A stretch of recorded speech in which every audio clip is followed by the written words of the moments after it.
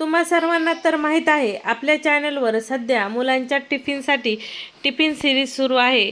खूप झटपट तयार होणाऱ्या, हेल्दी आणि खायलाही तेवढ्याच टेस्टी अशा रेसिपी असतात आपल्या. आणि आजचा आपला 10 नंबरचा टिफिन आहे. बनवायला सोपी रेसिपी आहे, सरळ आहे, मुलं आवडीने खातील अशी रेसिपी आहे. नमस्कार मंडळी, मी वर्षा येवले, माझ्या चॅनलवर तुमचं खूप मनापासून स्वागत करते. इथं मी घेतलेलं आहे 1.5 वाटी ज्वारीचं पीठ, अर्धी वाटी बेसन पीठ. आज आपण टिफिनसाठी मस्त ज्वारीच्या पिठाचे थालीपीठ बनवणार आहोत. हेल्दी बी टेस्टी बी. नॉर्मली पोरांना ज्वारीची भाकरी खायची म्हणलं की फार जीवावर येतं आणि आपल्याला त्यांच्या आवडीनुसार टिफिन द्यायचा असतो, पण तो हेल्दीही असावा. आणि हा प्रश्न सगळ्याच मम्मींचा असतो. आणि या पद्धतीचं थालीपीठ जर तुम्ही मुलांना दिलं तर हे थालीपीठ आवडीने खातात आणि बनवायलाही झटपट आहे.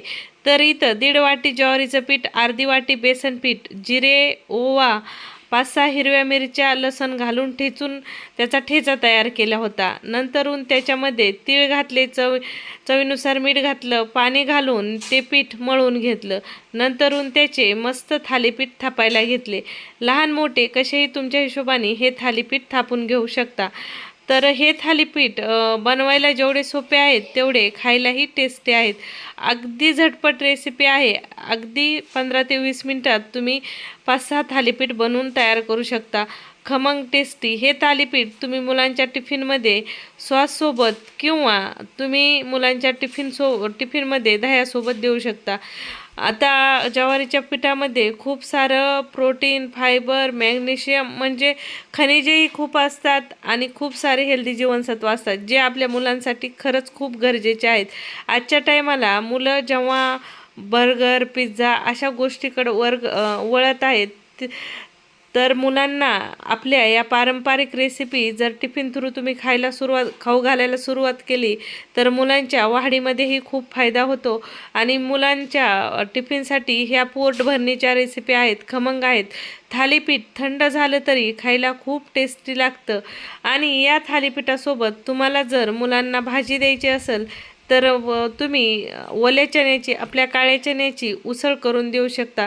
सिंपल साध्या पद्धतीने उसळ जर करून याच्यासोबत दिली तर खायला खूप टेस्टी लागतो. आज मी नॉर्मली थालीपीठासोबत उसळ पोरांना टिफिनमध्ये देते, उसळ आणि सॉस. तर पोरं आज म्हटले की मम्मी आज मला दही आणि सॉस टिफिनला दे थालीपीठासोबत, उसळ नको बनवू. तर सिंपल मी हे थालीपीठ बनवले आणि तीच रेसिपी तुमच्यासोबत शेअर केली.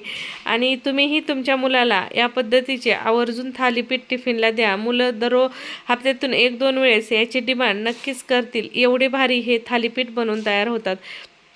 तर बघा, आजची रेसिपी कशी वाटली कमेंटमध्ये तुमचा अभिप्राय द्यायला विसरू नका. रेसिपी आवडली असेल तर रेसिपीला लाईक, शेअर करायला बिलकुल विसरू नका. आणि अशीच ही सिरीज पूर्ण आपल्या जून महिनाभर सुरू राहणार आहे. तर नक्की या सिरीजला असा सपोर्ट राहू द्या. आणि या रेसिपी तुम्हीही तुमच्या मुलांच्या टिफिनमध्ये नक्कीच आवर्जून ट्राय करा. रेसिपी कशी वाटली कमेंटमध्ये सांगायला बिलकुल विसरू नका. चला परत भेटू अशाच नवीन रेसिपी सोबत. तोपर्यंत मस्त रहा, स्वस्त रहा आणि नवीन नवीन खात रहा.